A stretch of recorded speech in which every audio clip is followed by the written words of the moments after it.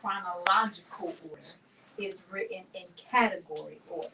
And so therefore, we looked at what the categories are and were, and we looked at how they start to blend into the different parts so that we can get a better understanding of that.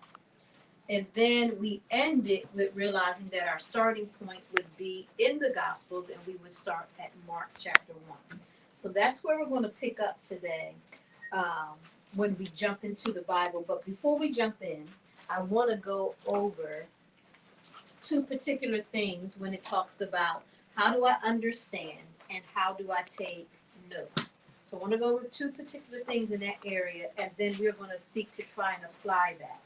So as you look at what we have here, I said one of the things that we want to make sure we go into is that comprehension and context. So I want to talk quickly about comprehension and context. Comprehension is really simple and easy. That is my understanding. So I want to read to understand. But context is and this is the way I'm going to describe it. Context is the room that my understanding is in, if I can explain it that way. So context is the room that my understanding is in. And here's what I was thinking when I was thinking about context, and been thinking about it for a couple of days, like how do I want to describe it? I want to just give a definition. So context is so important because we've all been in situations where we've heard conversations, right? And something was said, and you were in the room. You heard the context of what was said. And then later on, somebody comes back to you and says, oh, I heard what was said in that room. And the way they saying it's totally different the way they talking to you. Like it was really messy. And you're like, it wasn't like that. I was in the room. I was in the room where it was happening. That's not what happened. Right? Because context really, really houses what's going on. Because outside of the room, when other people hear it, there could be misrepresentation. So we want to really make sure we're grabbing context so that we're not misrepresenting what's going on. And we see that a lot biblically, where people are taking what is said and then they're taking that and running with it in an inappropriate context. And it happens a lot. You know, so an example of that I'll use is, and you hear people talk about this all the time. If you're a believer, you have to speak in tongues. Because it says that when they were all together in the upper room, they were filled with the Spirit and spoke in a different tongue. So everybody says, so in order for you to really be a believer, if you never spoke in tongues, then you're not filled with the Holy Spirit, you're not a believer. If we really look at the context of what that says, the term that they used for speaking in an unknown tongue was glossolalia, if I'm correct, in the Greek. And that did not mean a heavenly language. And if you look in the context of the text, it says that the people heard their language. So they weren't speaking an unknown language. They were speaking a different language than what they may have normally spoke, but they weren't speaking something unknown. And some interpreter had to get up and say, this is what the Lord said. Individuals were hearing their language and had an understanding of the gospel. Oh, wait a minute.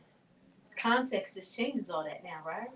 So that's why we have Chinese Bibles, so people can hear it in their own language. Is that why we have Spanish Bible? So people can hear it in their own. That doesn't say anything about interpretation. Go ahead. That's just different. I love it. Go ahead. Well, here, whether it's in our church or Rocky Mountain, wherever, when someone's speaking tongues, what language are they speaking? Do we know? I mean, I don't know what the language is, but do you all recognize the language in which the person is speaking? So the difference of what I'm using when we say that is twofold, and I think Pastor even spoke on this as well during the new membership class, if I'm correct.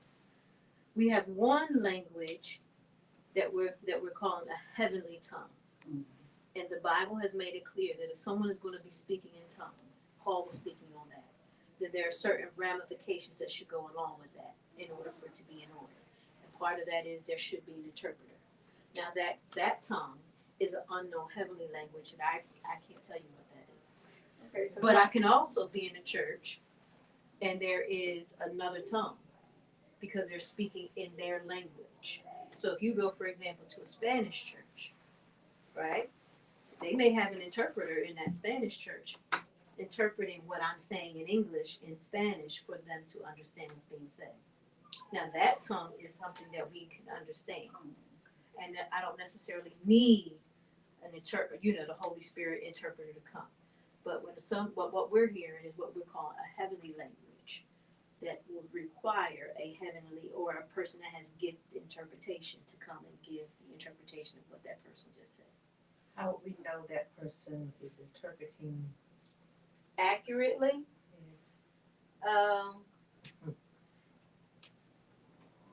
Faith. I mean, honestly, how do I know for sure? I don't. It's going to require faith. And it should align with the Word of God. So what they're saying should have an alignment. It should not be something that now is taking what the Word of God is saying and taking it out of order. So technically, when that interpreter interprets, I should have some familiarity or some knowledge about what they're speaking, because I'm supposed to stand on the Word. Word of God. So, and I say that because, some stuff we just got to be honest. Some stuff is all faith. I mean, that's even with salvation in and of itself.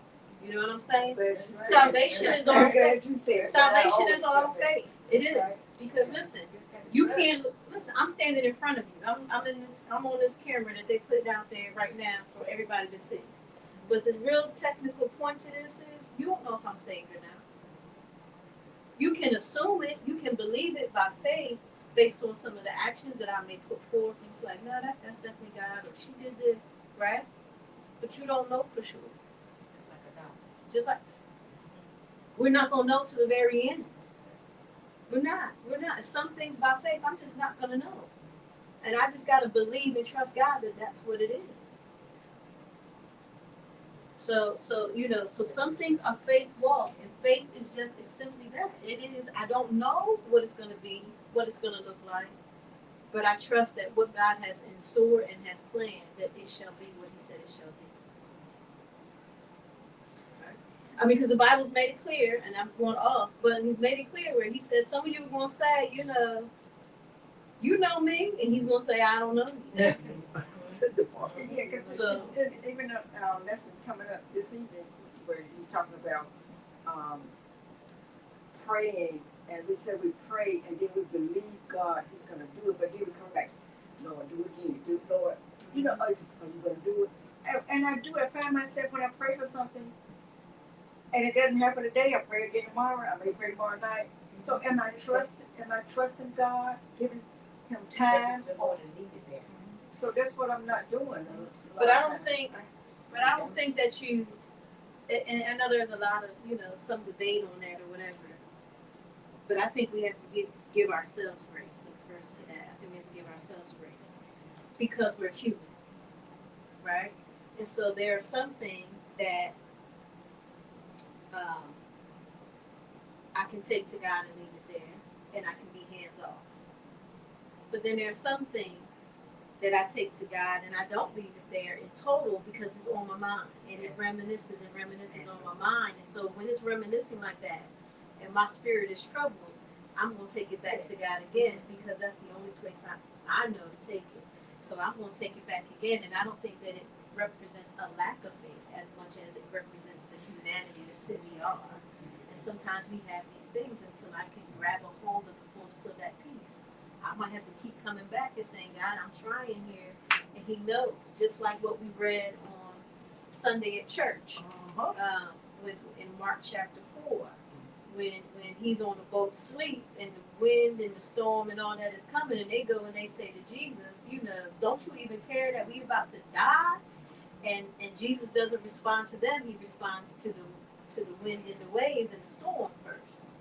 Then He speaks to them and says, you got to work on your faith. Right? Because sometimes Jesus just understood in that situation. I could talk to them about their faith, but they're still going to be caught up in the storm. So let me speak to the storm.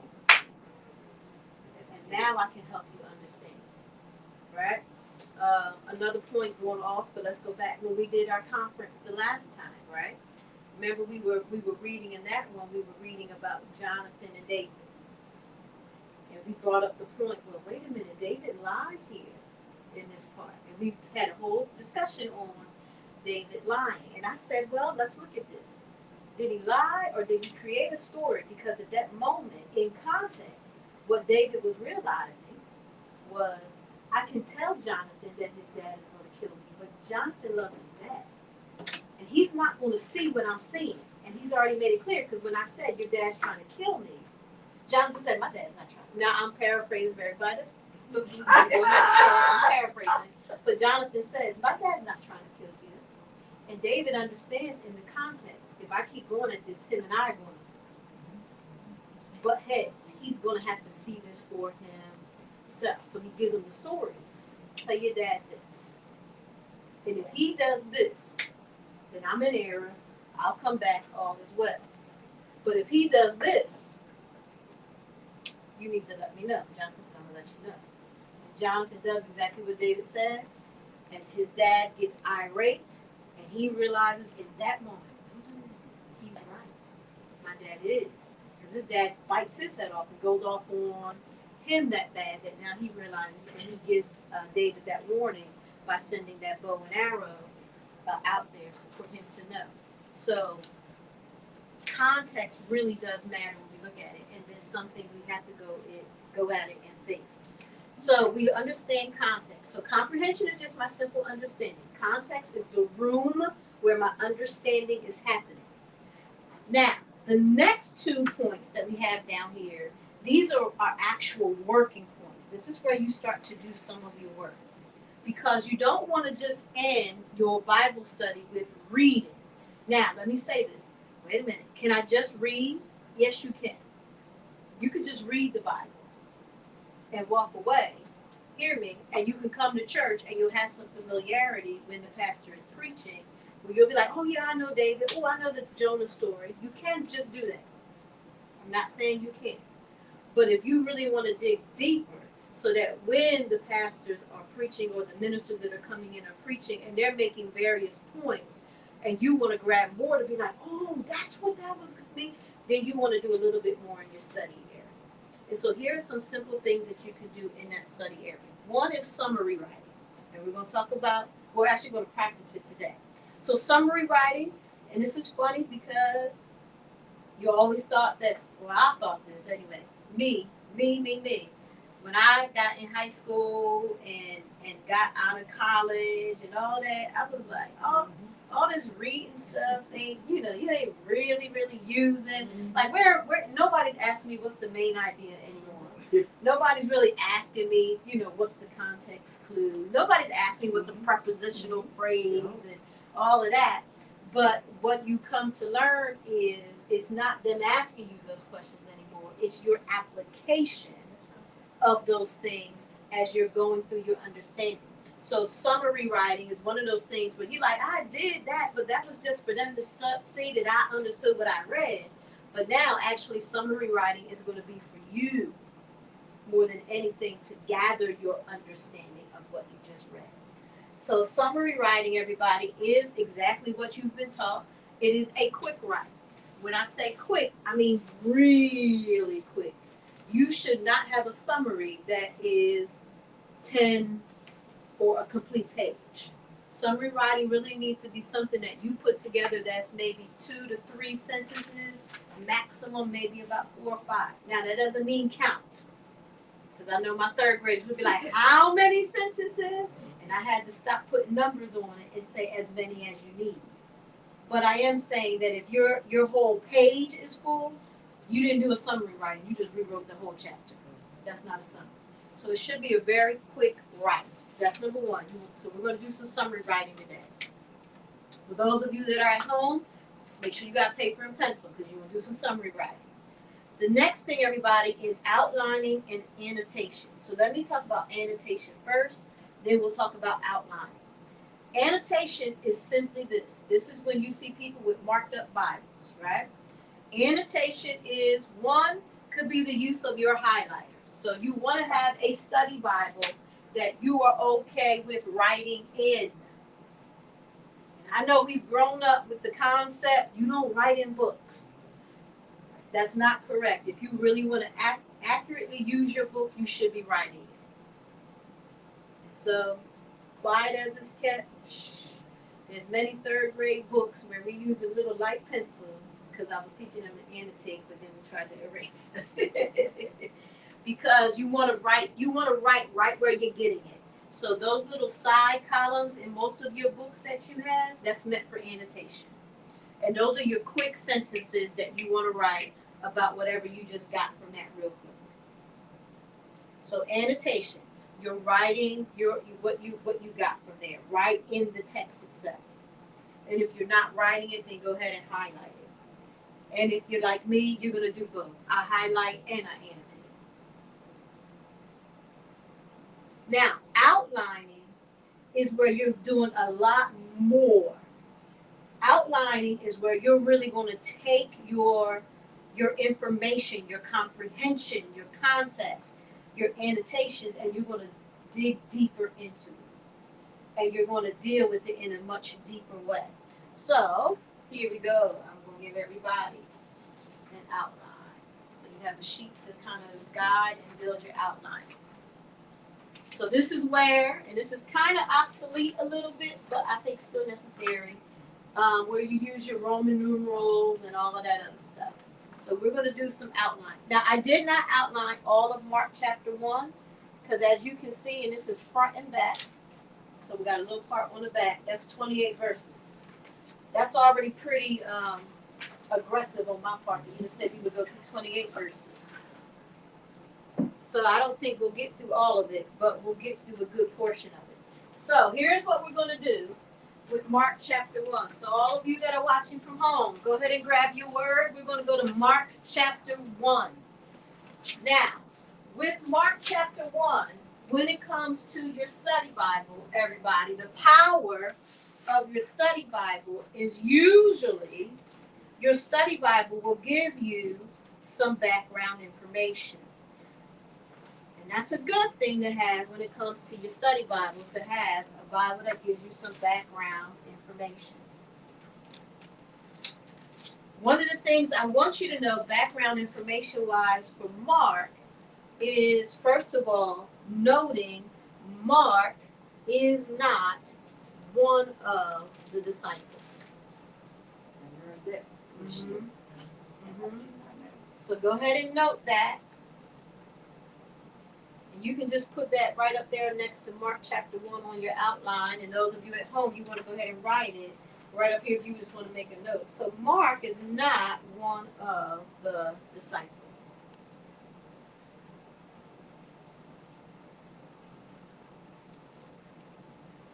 Mark takes a very interesting approach to the gospel in the sense that Mark has decided, I'm not going to go all the way back to birth. I want to go right to where the good news is. And you might say, well, the good news was in his birth. But Mark is saying, no, the real good news is in his work.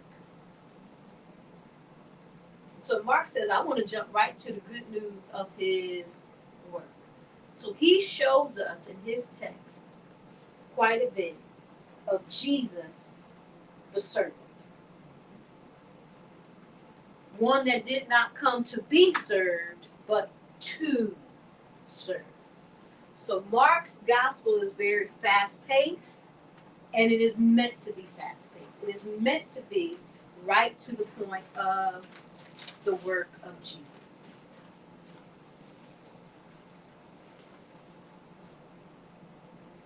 And now here we go. This is what I want us to work on. This is where we're going to go. We'll talk it out as we go through this together, right? So we're going to look at verses 1 through 8 first. What we're going to do in 1 through 8 is this. And I said this in our last conference, and this is going to be stunning for some of you, but you're going to need to trust me to go with me for a moment. I want you to read Mark chapter 1, verses 1 through 8. Listen. Read it like you're in school. Don't read it like you're in church.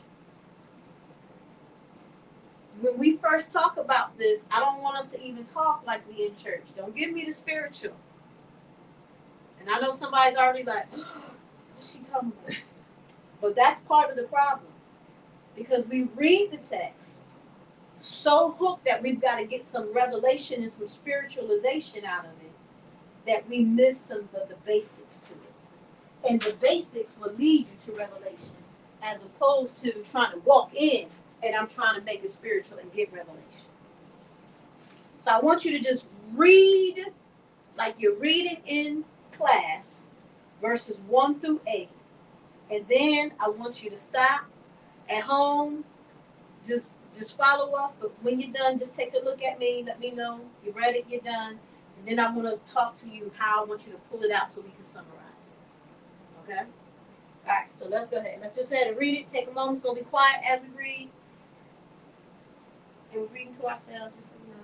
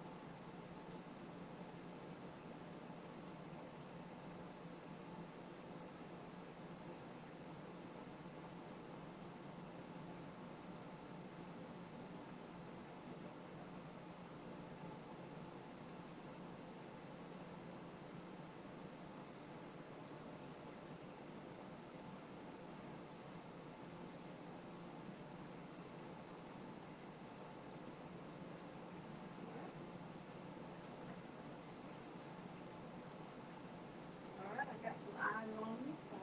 All right. So here we go. So now, looking at just verses 1 through 8, who are we talking about in that text? Just give me your basics. Who are we talking about? Talk about John the Baptist. John the Baptist. So on your note, right on your thing where it says who, you can jot down John the Baptist. Is there another who?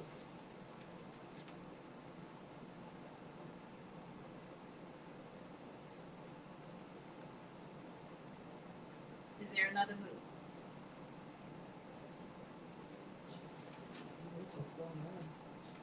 Jesus, Jesus, yeah, Jesus. You can go ahead and jot down Jesus. Jesus is in there too, right? Because look what it starts with. It says, I got the good news about Jesus. But that's that now here we go. See, I'm already jumping ahead. Yeah. I'm already jumping ahead, right? I'm already jumping ahead. That's why I said someone. That's all I Yeah, it's someone, the Holy Ghost. But the very first verse says, this is the beginning of the gospel of Jesus Christ. But you caught you caught the context right away though, right? The context is, the beginning says this is the message of Jesus Christ. But the context of this first verse is all about John the Baptist. Now I don't know about you, but right here, I'm sorry, I can't hold it in no more. What was interesting to me as I was reading, hey Chris, you want to move your stuff over? What was interesting to me was we see Mark saying right here, I'm gonna tell you the story of Jesus, but in order for me to really do it, I gotta tell you about somebody else. Right? You would think, wait a minute, no, the whole story just gotta be about Jesus. But Mark says, no, I gotta stop here. Because I gotta let you know that in order for me to really tell you the gospel, the good news of Jesus, I actually gotta tell you something first. I gotta tell you something first. And I gotta tell you about John the Baptist. But look at how he does it. We're in Mark chapter 1. Mm-hmm. So our who? I'm sorry, let me give you this. I'm working in our outline, right? I'm looking at verses 1 through 8. So, all right, so I'm jumping ahead of myself, so let me slow myself down. So what's going on in verses 1 through 8? Because I'm about to jump to something else. Verses 1 through 8, what's going on now? So we got the who. Jesus is in here, but the main focus is on John the Baptist. What's going on? So what do we read in verses 1 through 8? Knowing that it really focuses on John the Baptist. What's going on? Talk to me. What's going on? We hear him talking about baptism. Very good. We hear him talking about baptism. What else? John in the wilderness. John is in the wilderness. Uh-huh. Get ready for it. You need to get ready for one that is to come. Right? Anything else? John's supposed to be on The way he's dressed, right? We get an idea of the way that he's dressed. We get an idea of the way that he eats. What does that tell you about John the Baptist? Just knowing about the way he dresses, the way he eats, he's what? there. Modest, right? When you think about John the Baptist, this is context. You're reading into the context. John the Baptist is modest, right? So in your mind right now, you would know somebody came in here real flashy. That ain't John. Right. That don't match. Y'all follow what I'm saying? It's a huge difference, right? It's not the flat. John the Baptist is real laid back and kind of a chill guy when you look at this. Major message, chill dude. What else? And there's nothing wrong. Y'all follow what I'm saying? Context wise, is there anything wrong with me inferring that about John? No. No. You're following me. Because I'm not taking it outside of the room. So there is no misinterpretation here. It's still in the context of the room. So we know that this talks about baptism. Who's doing the baptism? John is baptizing people, right? So this is about John. He's really chill. The way he's dressing, the way he's eating is very low key. He's baptizing people. Does he have a major message? Yeah. How do we know it's a major message? Because he told it. Turn away from your sins. Well, how do we know it? Because it says what? One is coming back. Yeah, someone. Yeah, that he was told that there was somebody to tell the people that there's somebody mightier than he that is coming to deliver us all, basically. And Look at verse 5. What does verse 5 also tell us? Everybody. Everybody. It ain't just 5 people coming. It's saying what? Everybody coming to hear this major message from this low-key, chill guy that's in the wilderness eating locusts and honey and in this very dressed down manner, but everybody coming, right? Coming to the major sanctuary? Is it a major sanctuary? it's out in the wilderness. Right? Out in He the just found wilderness. a place that's out there. Because you know we like shiny things, but people ain't coming to the shiny thing. So he has a major message. So that tells us a little bit even more about John. John is what I would say is consistent. So do we receive people who don't look and dress like we do? If someone like that came into our sanctuary, would we want to hear something they got to say, or we just say, "No, you just wait, we'll have another program for you"? I think we minimize people because that's right. So I listened to a story on Facebook somewhere, and the guy was saying that they was having a program, and they had invited the speaker. They knew his name and everything, but the person there didn't know who he was. And the guy came in, he purposely dressed as a beggar. And everybody pushed him to the side. Yep. And when it came time to for the speaker, they called him the speaker, he got up. And everybody's face just dropped like, oh my God. Yeah. So do we do that to people? We do, but we shouldn't. We should. That's Yeah. like the ushers at the door, whoever's greeting should greet everybody the same, regardless of how you look. And you need to welcome them and make them feel welcome when they walk into the door. This is supposed to be the house of the Lord, so we don't know who's walking. It could be Jesus walking through. Yeah. But we don't know. But we do. That's within us that we have that tendency to say, oh, I'm not going to say very much because they're not dressed like I'm dressed. Then what about the people on the side of the road? Yeah. You know who they are. We don't, when I pass by my altar, I have just given up on giving because I just don't believe all of this, what I'm seeing. I just don't. That's why we have social services, places like that, but they don't want to do that. They don't want you to bring them a sandwich. But They I don't think want that. I think it's twofold when we look at this though, because you do want to be careful. Let's just say, let's be honest and let's be real. Let's put it out there. You do have to be careful. As a person who had family members that were out there and it was for something not for me. Yeah. Right. So you do want to be mindful. You do want to be careful. You do have people, and we've seen it before. You know, I gotta say it. You know, we've seen it before, where they come, they catch the bus out to a spot, they do that thing, then they get back on the bus, don't have a car, because that's their job to go out and do that. It's not because they lack of income. Because I even seen somebody who had income and did this. And people were giving, and no lie, it's kind of funny. No lie. In Camden, that same person who people was giving. I found her in the bookstore buying one of them expensive Bibles that I was just telling y'all about for a study Bible. I said, well, she got more money than I do. I can't even buy that Bible. So it made me, realize you do want to have discernment. But when I say we minimize people, I want to say it because we assume a lot of times by what somebody looks like, what substance they may carry. Right. So not even saying that you're not, because sometimes we're looking at that whether it's a good or bad thing. I want to even push it to the place of substance. So because you don't look like somebody that I think has substance, then I assume you don't have the same intellect as me. I assume you don't have, you ain't got nothing heavy to say. You're not walking it. So we assume by what people look like. And I've been a person that's experienced it. I'm not big on dressing up, right? And so I'll dress down quite a bit, right?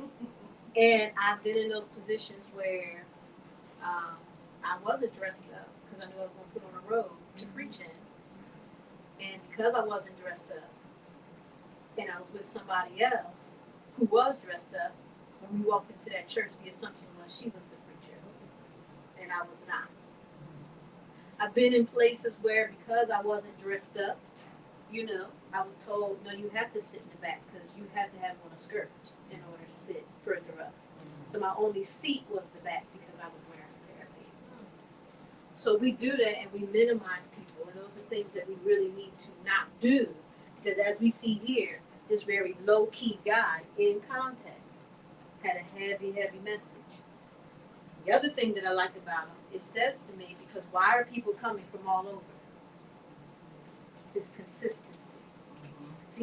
See, when we're looking in context, everybody, when you're studying, take the spiritual part out of it and just think about what is this saying to you. This is telling me he's consistent. Like he's not worried about numbers. He just was consistently doing what he was supposed to do, and then people came. But he didn't change who he was. They had to change who they were to come see him. So he was consistent. It speaks to his character. So now when I'm looking at John the Baptist, I'm like, oh, he's got character. He's consistent in what he's doing. Notice we haven't said anything spiritual yet, right? Did we talk about, I'm being real serious, did we talk about redemption and salvation and deliverance and the blood and all? This is just basic reading into the text based on that context. What's going on? Listen, everybody, I gotta say this. We sometimes get so spiritual that we're no earthly good. Slow down and let's just get some basics in here, right? So we know what's going on. John the Baptist is preaching. John the Baptist is a low-key guy that's eating basic, dressing basic, but consistent with his message, right? About somebody is coming. I'm going to baptize you now, but there's somebody that's coming after me that's going to baptize you as well. Now, here's one other thing that y'all didn't mention, but I want y'all to see this. Go to verse number 2 really quick before we get off of this, because I'm going to ask y'all to do some writing in a minute. And it says, as it is written in the prophets, behold, I send my messenger before thy face, which shall prepare thy way before thee. And that's the King James Version, right? It sounds really major, but what is it simply saying? If I take it out of that King James, he's literally saying, listen, the prophets told us this was going to happen. Right. I'm just telling you what the prophets already said. I really don't have no brand new message. That's really what he's saying. I ain't got nothing new, y'all.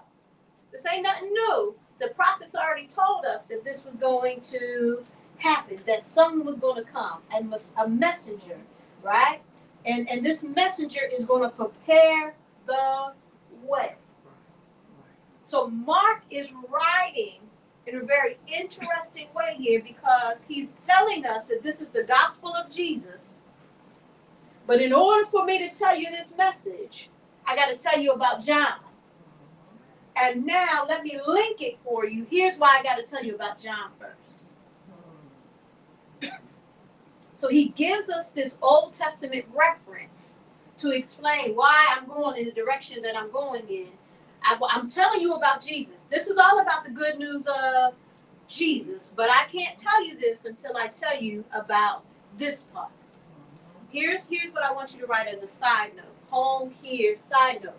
Side note, this is as spiritual as I'm going to get in this one brief moment right here. Side note. The Old Testament is the New Testament concealed. I'll say it again. The Old Testament is the New Testament concealed.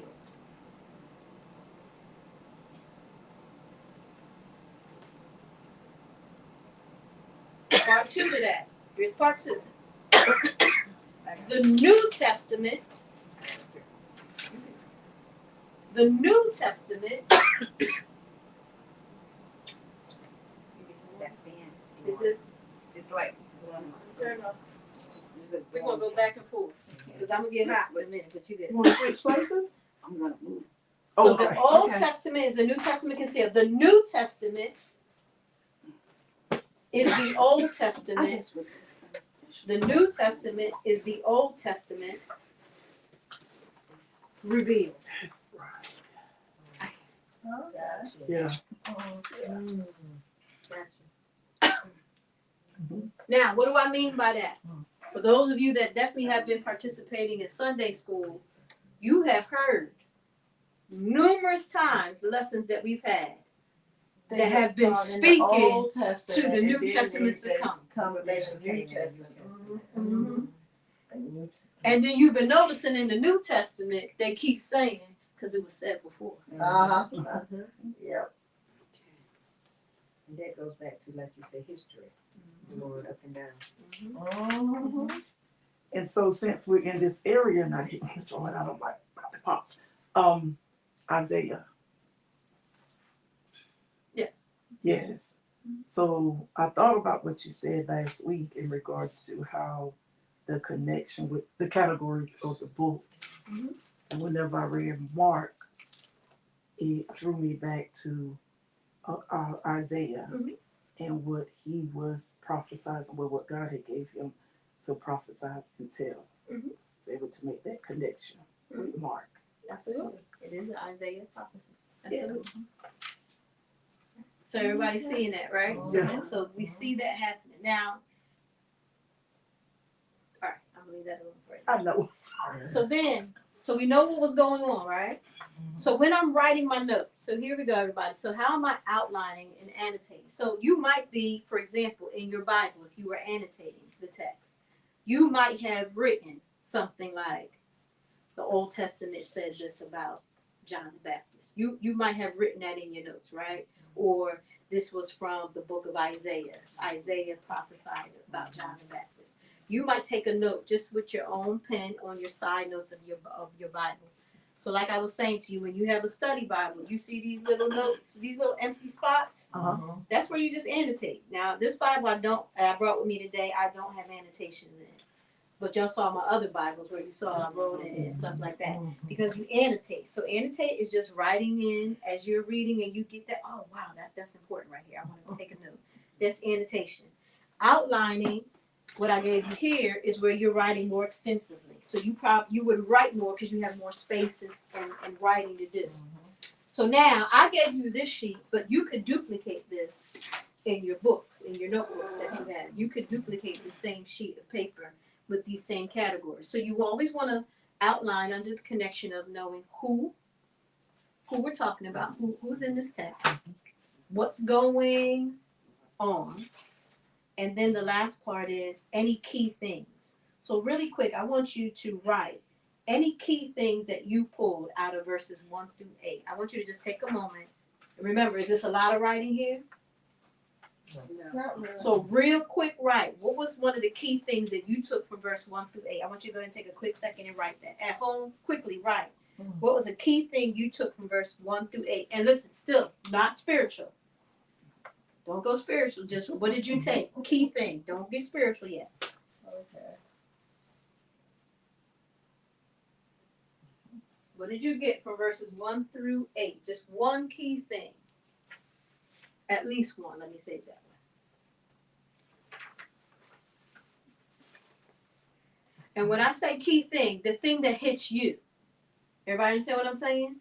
What was important to you when you looked at verses 1 through 8? What stood out to you? This is what you see. What is your opinion here? What stood out to you?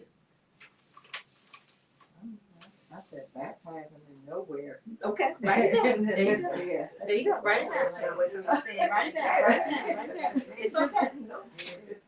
What's your key thing? And don't think on it too hard.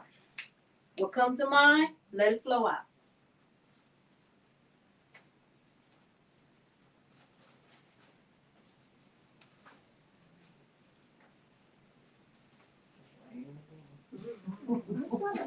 I'll tell you, this North Carolina rain is funny to me. It doesn't happen like it all the time. Yeah, the last time we had it like that was a flood. That's why I was looking at the river. I've been Okay, looking at the river. Okay. But it's just funny because it'll be like that, like you hear, so everybody's home that you know. But it's like all that rain, you just hear it. like that. And then it could literally be like 10 minutes later, and it's nothing. Right. Yeah. Or you can be like driving in one section. I mean, it's coming down, and literally 2 minutes later from Yeah. driving, it's dry, it's sunny. I'm like, yo, that's crazy to me. You ever been with rain on one side of the road, not the other? Yeah, I have see not it. seen See that. it. I've seen The that. sun on one side of the road. I have not seen Oh, yeah, that. that's Oh, fine. yeah. I have not seen that. But that's so Been funny. down that road too. All right, so now we got some basics here, right? Now let's go ahead and turn on our spiritual mind. Okay? Okay. Now, let's take a look at this. So what do we now get out of this? What revelation do we see here? And what we just understood, and we kind of you already been saying it in your natural. Just now we're going to take it to the spiritual, right? So what are some things that we see here in the text that now I can turn it to a spiritual revelation? It seems like John is going to lead the people to the Lord. So here we go. Taking what you just said. So spiritual revelation, right? Yeah. Take somebody to lead us to the Lord. Preparing the way. Preparing the way, right? So somebody leads us. You know, you've seen it, right? God is using people to lead us to Him. We get this spiritual revelation, right? You see that, right? And many of us can think back to somebody who helped us make a connection with God. Somebody spoke to us. Somebody prayed for us. Somebody brought us. Somebody, connected us in some kind of way. And now we are where we are today. So revelation-wise. It will run through your family when you start your prayers in the morning. My mother used to repeat the prayers. In the morning we had to say the prayers. We didn't know what it was until we started going to church, and everybody said the same thing. Okay, so now we got it. And it really didn't dawn on me the words. The Lord is my shepherd, I shall not want. So when I got older, I listened to the words and started saying, hey, I can actually say that, and I can actually get with it. There you go. Yeah, it was late in 1976. My next door neighbor moved next to me. She had 3 children. And we was talking one day, and I said something about Jesus. And she said, who Jesus. And it sort of threw me because I thought everybody knew. I mean, I didn't know all what I know now, but I know there was God. She said, well, my mama told me about God, but I ain't never heard nothing about no Jesus. And I told her what I knew because I had not joined the church at that time. And that was 30-some years ago. She was home 2 weeks ago, and she brought up, she said, Lily, I never forget, you told me who Jesus was. She said, I never heard nothing about a Jesus. I thought everybody heard about it. They might not know about it. So I guess we got that today. Every children today. Someone needs you. What else do we see in text? Spiritual wise, what else do we see in text? It was spiritually driven to help everybody else that can follow him and understand what he's saying to help them, to help somebody else. His followers. So as a believer, I'm a helper. I'm a servant. As a believer, as a Jesus believer, I should be a servant. I should be a helper. I should be a helper, right? Natural helper. Anything else? And he was saying that he was talking about the helper, and he was saying that was somebody coming mightier than me. So he said, I'm going to help that person that's coming mightier than me. Someone I'm not even worthy to unlatch. And it is amazing. They were cousins anyway, Jesus and John, right? But they really didn't know one another. Not like we know each other. Now, we also know in the text, right? We talked about what John looks like. Yeah. Can I spiritual? Can I make that spiritual? It ain't about what you look like. It's about what you stand on. Yeah. Because, one thing that I've noticed, you talk about people inside the road or someone, if you talk to a woman, they can be deep. Yes. Yeah. Absolutely. Now, let me just pause right here. What you just did, you went to basics, context, comprehension, who, what's going on, right? With no spiritual brain to it, to now trying to add a spiritual brain to it, right? That's what preachers do all the time. It ain't nothing special that's happening. Now, let me say this when I say ain't nothing special. I'm saying in the sense that it's not like they're doing something that you can't do. Right? Now, special in the sense that they're called to preach, to pastor, so there may be additional revelation that they see or get from the text, from the perspective that they're coming from their gifting. But it's not anything special like they got all of it and you have none of it and you got to sit at their feet and hear it all. It's the same thing. The same thing that's happening. Boom.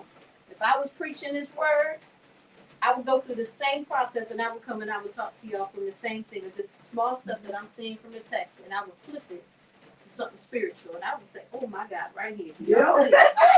It's a shouting time. It's stone bumping. What is You know what I'm saying? And that's all I'm looking at, and then I'm flipping it, and I'm like, "Oh my God, do y'all see right here? It ain't about what you look like." Yeah. Can we spend 5 minutes on it? Ain't about what you look like. That's right. That is so true. It is so true. Because some of the ones that be looking like they know, don't know. And the ones that looking like they don't know about God, they be knowing the word better than most. But y'all see that? I'm reading regular, then I'm looking at it regular, then I try to look at it spiritual. And then when I look at it spiritual, then I'm like, oh my goodness, and I'm seeing things that the Bible talks about. We learn about Jesus. I would do a whole thing about it. I need y'all to understand that you gotta speak up. Because it's somebody you're supposed to help on today. I mean, that's what they're doing. Y'all see what I'm doing? That's what they're doing. When your mouth is closed and you're not consistent and you don't say anything, somebody might not know the way. I mean, that's what That's Yeah. what it is. Yes. That's what it is. Everybody that carries the Bible don't know how to open up That's that Bible. right. That's it. But just carrying the Bible. So it is really, when I say that simple, I'm not making it simple like, oh, you should know that. But I'm saying we make it so hard because we're thinking so deep. But I'm going to say it again. That's because we're being so spiritual that we're no earthly good. Mm-hmm. Put down the spiritual part for a moment. And I know for some of you are already online, like, that is so horrible. Why is she saying it like that? But I'm saying it because you're making it harder on yourself than what God ever intended it for to be. Mm-hmm. Take off the spiritual lens for a moment and go with your good old teaching that you learned in elementary school about how to understand the text. Mm-hmm. Then turn your spiritual brain back on and see what God is saying to you. Right? So you want to get that comprehension part first. So now, here we go. So we got that. Everybody see that in verse 1 through 8. So now you probably never thought about Mark chapter 1, verses 1 through 8 the way you thought about it today. But it's just a matter of doing things like that. So let's go to verses 9 through 13. And we're already at 2:30 already. My goodness gracious. So let's do 9 through 13. We'll have to stop here. So we're going to go through the same aspect, everybody. First thing you're going to do is you're going to summarize. And your summary is going to be your who, your what's going on, and any of your key things. Then we're going to go to the revelation, which is your spiritual lens. So let's read through 9 through 13. Instead of doing it quietly, let's just go ahead and do it out loud because of timing. So 9 through 13 reads and says like this, and I'm going to read King James. And it came to pass in those days that Jesus came from Nazareth of Galilee and was baptized of John in Jordan. And straightway coming up out of the water, he saw the heavens opened, and the Spirit like a dove descending upon him. And there came a voice from heaven saying, Thou art my beloved Son, in whom I am well pleased.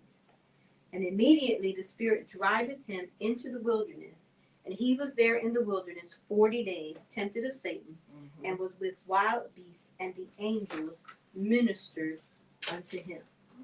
So let's pause. No spiritual brain right here. No spiritual brain. Who are we reading about? Jesus. Yes. So we got Jesus. So if you want to jot that, we got Jesus in this text. Who else?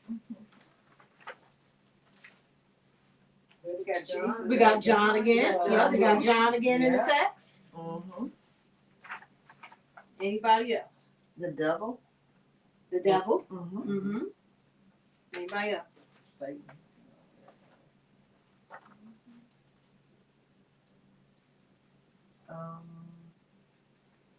The angels.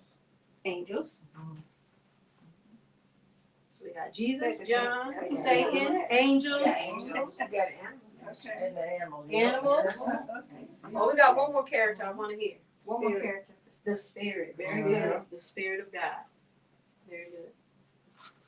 All right, so we got our main people, right? That's in here. We got John, Jesus. We got the Spirit of God. We got Satan. We got the animals that were found in the wilderness. We got all of that in here. All right, now what's going on? What's going on here?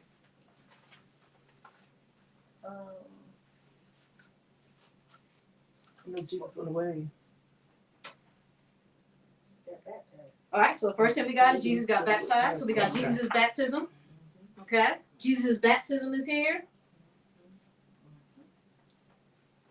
You saw the heavens open. Is that the spiritual part of this? The heavens opened, right? Heavens opened. Spirit descended, right? Heavens opened, Spirit descended, and what happened? And the voice, and there was a voice that spoke, right? Yep. So we got Jesus getting baptized. Heavens opened, Spirit descended, voice spoke. Goes into the desert for 40 days. While he's there in the desert for 40 days, what happens? Tempted by the devil. Satan is tempting him, and And the angels Ministered. ministered, right? So we got what happened. All right, so what's going on again? Jesus is baptized, heaven's open, Spirit descends, Spirit speaks, Spirit drives Jesus into the wilderness, tempted by Satan, ministered by angels, right? So that's what was going on. Okay. What stuck out to you? As you were reading this, what stuck out to you?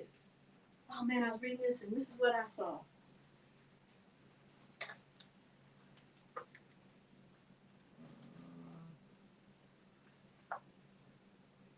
John said Jesus was going to come and be baptized. Heaven's open, that stuck out to you. The heavens open, okay. Jesus actually shows up, stuck out to you, right? John said it, but now guess what? Not only did John say it, but Jesus actually showed up, right? Oh my goodness. Jesus actually showed up. Anything else? Satan tempted us, but What'd you say? Satan tempted. Satan was tempting him. All right. So we got those things that happened. So we got Jesus actually showed up. We see that the heavens actually opened. That Satan tempted Jesus. Now let's go ahead. Anybody else before I go on to it? Satan didn't win. Now let's turn on our spiritual brain and take what we just got, right? What do you see in the text now, spiritual? You said it, one of them. Satan does not win, right? That's one spiritual point we got right there. Satan does not win. He might come at me, but he ain't gonna win. What else do we see in the text? Spiritual life.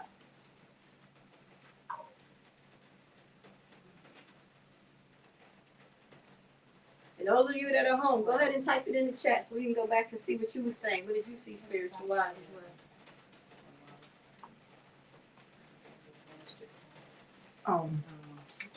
The angels Mm-hmm. being encountered. Mm-hmm. What'd you say? The angels ministered to him. The angels ministered to him. So what does that tell us spiritually? That there are what? Angels. They're angels and they're ministering angels, right? They're ministering angels. They're angels that are there to minister. So what do you think it means to minister? Well, he was there for 40 days without eating, so he was weak. Mm-hmm. So what do you think Encouragement. ministering angels were then? They were doing what? They were there to comfort whatever needs he had. So we have ministering angels that will begin to deal with us where we are, At our knees. or where we're weak, right? To be a help, right? We see that when we flip that. What else do we see? Well, we see where Jesus heard from heaven and said that you are my beloved son. My beloved son. Jesus heard. He hears, he sees, because he says they see the heavens open.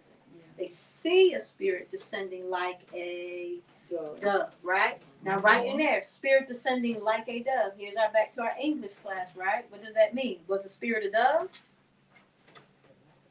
Like a dove. So in order to communicate what that spirit coming down was like and that heaven open, they give us this comparison to think of how a dove will come. It's a comparison. It's that simile, So, right? So it's giving us that ideology of what it is. So when we think of a dove, we think what? Sweet, right? Beautiful, pure. So this very pure presence is coming to say, right? This is my beloved son in whom I am well pleased. I'm like, you getting hot up in here? And then what happens? And then what does that same spirit? It doesn't say a different spirit comes. It says what? And then the spirit drove him to the wilderness. Oh, yeah. It doesn't say a different spirit. Yeah. It says the exact same spirit. So the spirit that just said, "This is my beloved son in whom I am well Please. pleased," is also the self same spirit that led him to the wilderness to experience a temptation. Wait a minute. Wait a minute.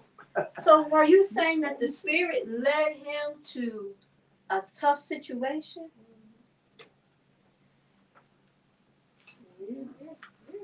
Oh, yeah. But he was obedient. In the Lord's Prayer, it says, lead us not into temptation. Is But that lead what us is the difference.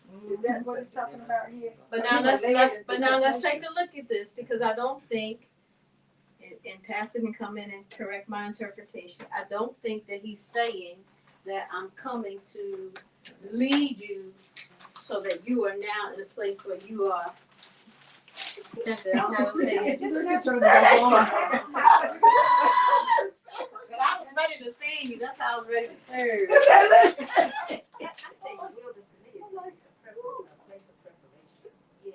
right? Yeah. I don't think that he was leading him to a place where he was like, yeah, I'm gonna see if you're gonna make it, kind of thing. I don't think that that's what it is.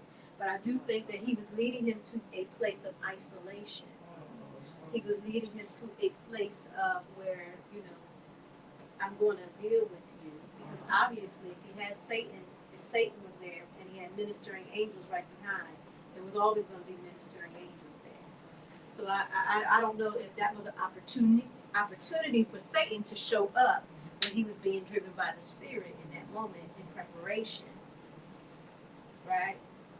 And so it comes across to me more as an opportunity of Satan to have an opportunity to chisel at something that happened, as opposed to the Spirit of God leading him right to Satan. You know what I mean? Because I don't think that God leads us right to Satan. But he does understand that Satan is the prince of the air, in the sense of being all around us. And so therefore our chances of running into him are going to be pretty plentiful. And so therefore he has prepared us, or he's made a way of escape for us, so that we are not destroyed by what Satan will do.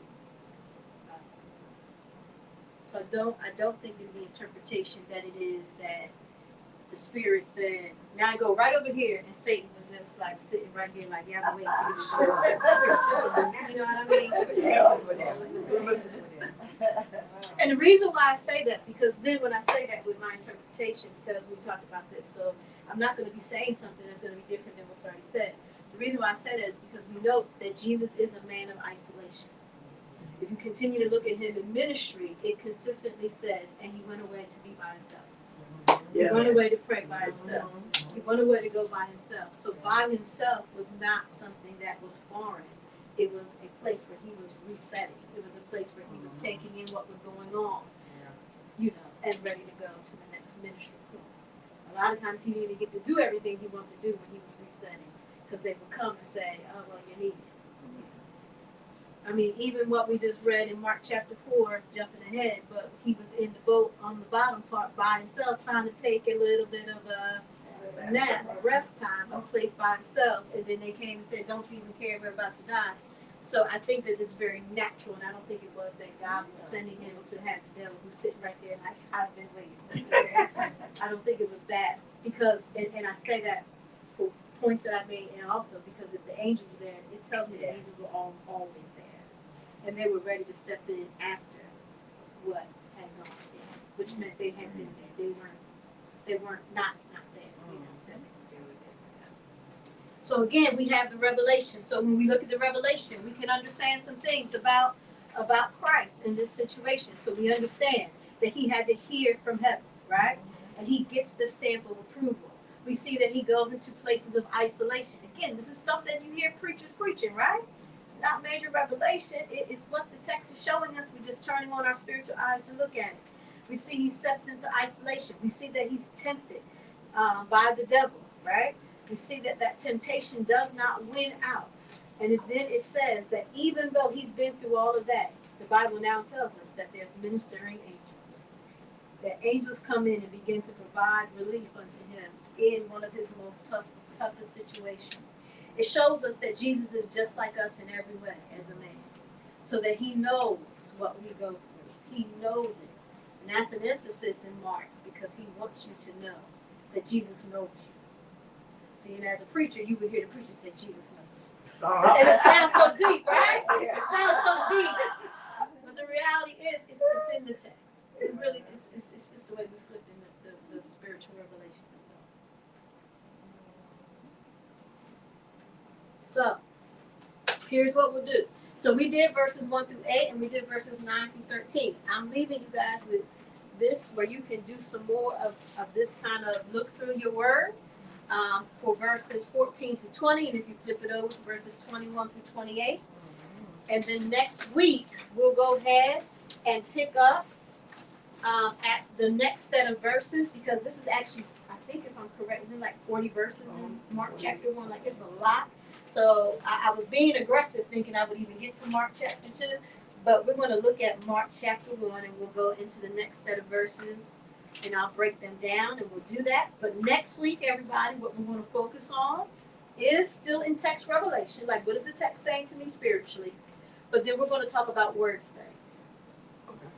So how do I connect with these word studies? Because many of us, again, we get so enthralled by hearing a pastor say. Now the Greek for that is da, and all it is they did a word study, and I'm going to show you how to do a word study so you can know what that means. The key thing to a word study is, and I'm going to say this, it is not your regular dictionary. This is not your Google search. This is not your Google search. So when we look at that, I'm going to have to bring in some additional tools and supplies. And I'll tell you cost and pricings of those things, and I'll even tell you free apps that you can use as well when it comes to that. But this is not you using Google. All right? Because a lot of times Google has the answer, but when it comes to original translation of the text, you want to go to something far more resourceful and far more proofed, if I can say it that way, to what is being said. And then this hopefully will enhance why we've talked the first week about different translations, because the original texts were not in King James Version. I know we think that, we constantly think, oh, I gotta have a King James Bible. Now that's just the Bible that we tend to use, but that's just a translation just like everything else, because the original texts were not in King James Version either. Growing up in the AME church, that's what they used to tell us.